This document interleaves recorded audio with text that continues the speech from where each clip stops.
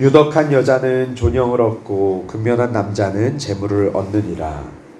인자한 자는 자기의 영혼을 이롭게 하고 잔인한 자는 자기의 몸을 해롭게 하느니라. 악인의 삭은 허무하되 공의를 뿌린 자의 상은 확실하니라. 공의를 굳게 지키는 자는 생명에 이르고 악을 따르는 자는 사망에 이르느니라. 마음이 굽은 자는 여호와께 미움을 받아도 행위가 온전한 자는 그의 기뻐하심을 받느니라. 악인은 피차 손을 잡을지라도 벌을 면하지 못할 것이나 의인의 자손은 구원을 얻으리라. 아름다운 여인이 삼가지 아니하는 것은 마치 돼지코의 금고리 같으니라. 의인의 소원은 오직 선하나 악인의 소망은 진노를 이루느니라. 흩어 구제하여도 더욱 부하게 되는 일이 있나니 과도히 아껴도 가난하게 될 뿐이니라. 구제를 좋아하는 자는 풍족하여질 것이요 남을 윤택하게 하는 자는 자기도 윤택하여지리라. 곡식을 내놓지 아니하는 자는 백성에게 저주를 받을 것이나 파는 자는 그의 머리에 복이 임하리라. 선을 간절히 구하는 자는 은총을 얻으려니와 악을 더듬어 찾는 자에게는 악이 임하리라.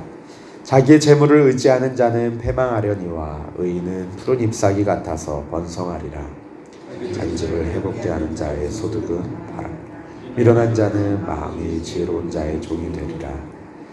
의인의 열매는 생명나무라. 지혜로운 자는 사람을 얻느니라. 보라, 의인이라도 이 세상에서 보응을 받겠거늘 하물며 악인과 죄인이리요. 아멘. 성경은 이스라엘을 종종 열매 맺는 나무로 비유하고 있습니다. 예수님은 요한복음 15장에서 예수님 자신이 포도나무이시고 너희는 가지라고 말씀하시면서 예수님께 꼭 붙어 있을 때 우리는 열매를 많이 맺고 하나님께 영광 돌릴 수 있으며 예수님으로부터 떨어져 있으면 열매 맺지 못함으로 인해서 밖에 버려지고 땔감이 되고 말 것이라고 말씀하십니다. 또 예레미야 24장이나 누가복음 13장 말씀에서는 우리들을 무화과 나무에 비유하기도 합니다. 다 은혜에 합당하고 풍성한 열매 맺기를 기대하는 그런 표현으로 이렇게 사용됩니다. 무릇 하나님의 백성들은, 하나님의 자녀들은 열매 맺는 삶을 살아야 할 것입니다.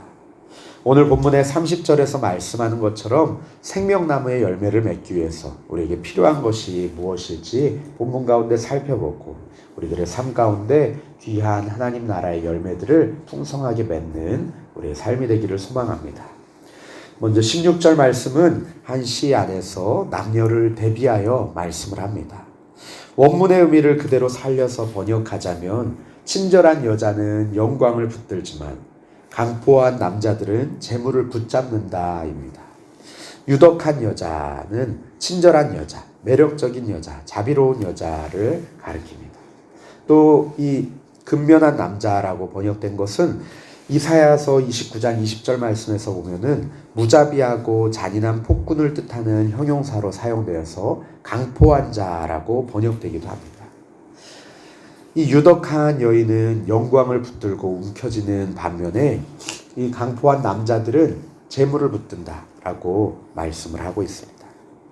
17절에서는 무자비한 남자들, 강포한 남자들과 대조되는 인자한 남자를 언급합니다. 이들은 자기의 영혼을 이롭게 하는 반면에 잔인한 자들은 자기의 몸을 해롭게 한다라고 말씀을 합니다. 이어서 악인과 의인의 삶을 비교하는 것으로 볼 때 유덕한 여자나 인자한 남자는 의인의 삶을, 또 폭력적인 남자, 강포한 남자나 잔인한 자는 악인의 삶을 예시한다고 이해할 수 있겠습니다. 은혜의 사람, 인자한 사람은 영광을 얻고 자기의 영혼을 이롭게 하지만 폭력적이고 잔인한 방법으로 재물을 모으는 사람들은 자기의 몸을 해롭게 하는 사람이 되고 맙니다. 18절에서 21절에서는 그 이유에 대해서 이렇게 말씀합니다. 먼저 악인은 그 삭시 허무하고 사망에 이르며 여호와 하나님의 미움을 받으며 피차 손을 잡을지라도 벌을 면할 수가 없다. 또 반면에 의인들은 그 뿌린 상이 확실하고 생명에 이르며 온전한 행위에 대한 여호와 하나님의 기뻐하심을 받으며 그의 자손이 구원을 얻게 된다라고 말씀을 합니다. 지혜는 이러한 현격한 사실, 이 진리를 모든 사람들이 알도록 계속해서 가르쳐주고 있지만 악한 자들은 여전히 여호와 하나님을 무시하고 자기 멋대로 자기의 인생을 좌우할 수 있는 것처럼 그렇게 행하고 있습니다. 그러나 지혜 있는 자는 이러한 말씀을 듣고 인생의 결국을 생각함으로 하나님을 경외하고 의인의 삶을 살아갑니다. 하나님의 사람은 자비하신 하나님을 닮아서 하나님의 인자를 실천하는 자입니다. 친절하고 덕이 있으며 이웃을 사랑하고 의롭게 행동하는 자입니다. 반면에 잔인한 사람은 사랑에 무관심하고 헛된 소득을 위해서 쉽게 악을 따르며 이웃의 고통에 무감각한 자들입니다. 갈수록 사람들의 마음이 거칠고 잔인해지고 증오와 분노로 가득해져가는 이때에 하나님의 자녀된 우리들은 하나님의 인자하심을 닮아서 그 인자함으로 생명나무 열매를 맺어야 할 줄로 믿습니다. 앞에서 의인과 악인의 삶에 대한 평가와 결말에 대해서 말씀하고 있다면 이어지는 23절에서 27절 말씀에서는 나누며 풍요로워지는 의인의 삶과 또 인색함으로 아껴도 가난하게 되는 악인의 삶을 그 구체적인 모습을 대조하고 있습니다. 우리 먼저 23절 말씀 보시면은 의인의 소원은 오직 선하나 악인의 소망은 진노를 이루느니라 라고 말씀을 합니다. 이것은 악인들의 선하지 않은 소망은 하나님의 진노라는 결과로 끝나게 된다는 뜻입니다. 악인들이 바라는 일에 하나님이 진노의 심판으로 응답하시기 때문이죠. 반면에 의인의 소원은 하나님 안에서 선한 결과를 맺게 된다라고 말씀을 합니다.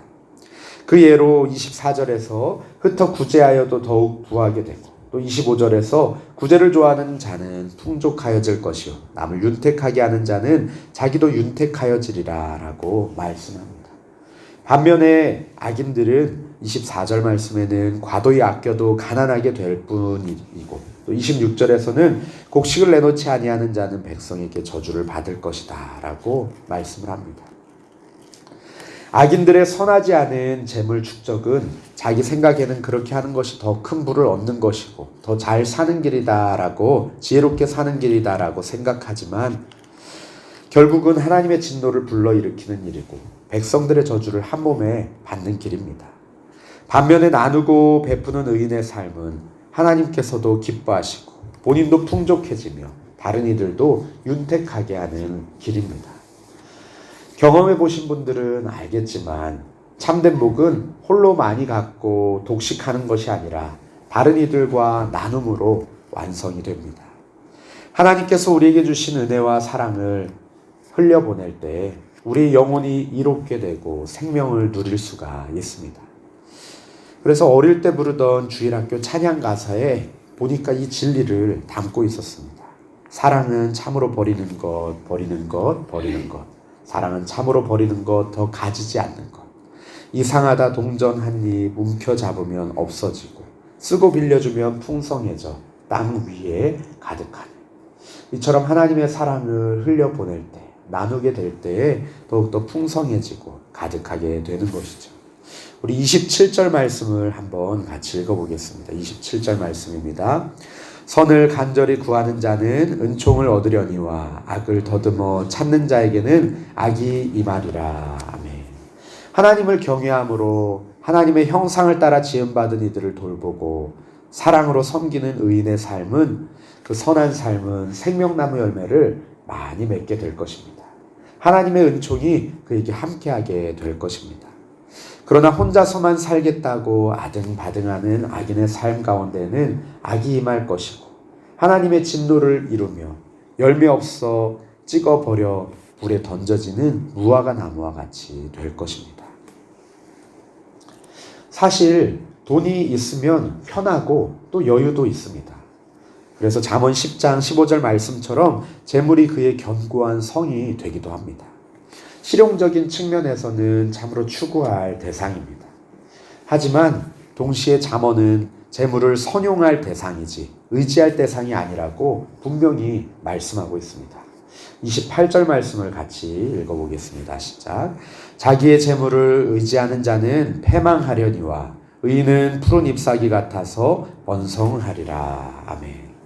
자기의 재물을 과도하게 의지하는 자를 악인에 견주고 그의 결과는 패망이다 라고 말씀을 합니다.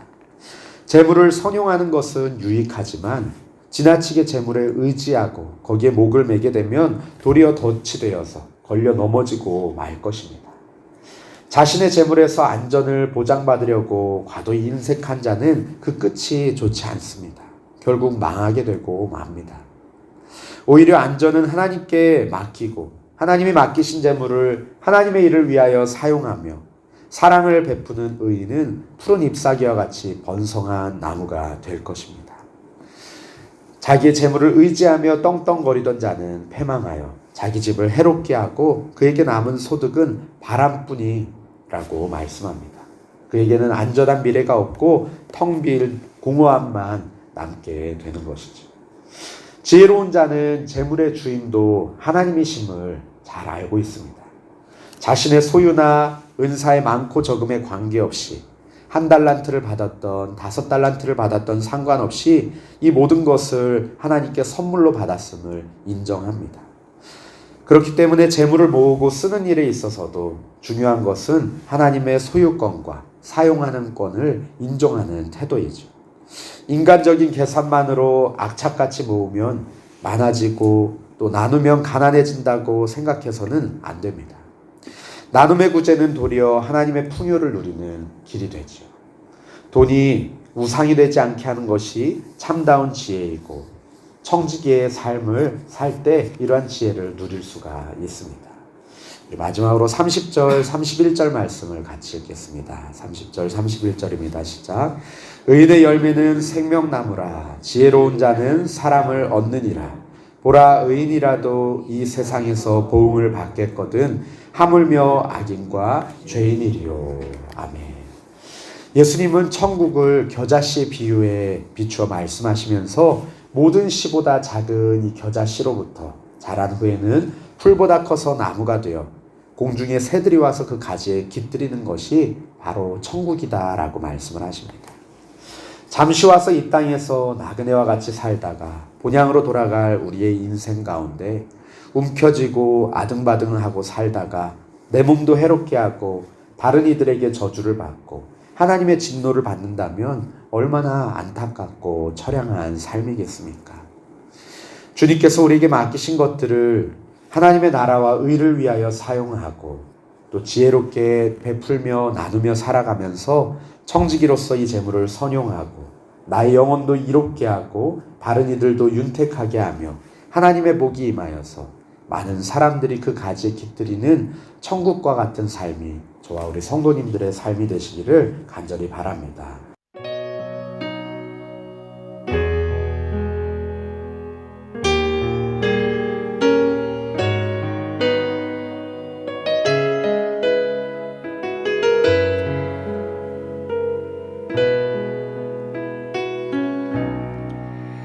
나 같은 사람도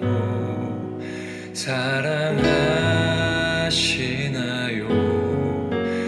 너무 크고 아름다운 그 사랑,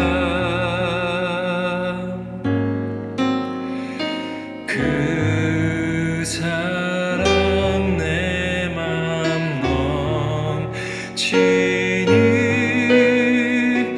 나 더욱 주 사랑하니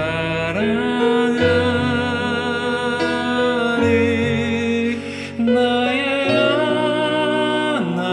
하나님, 살아계신 하나님, 당신의 뜻 이루어 주옵소서. 나의 하나님, 살아계신 하나님, 당신의 길 가게 하소서.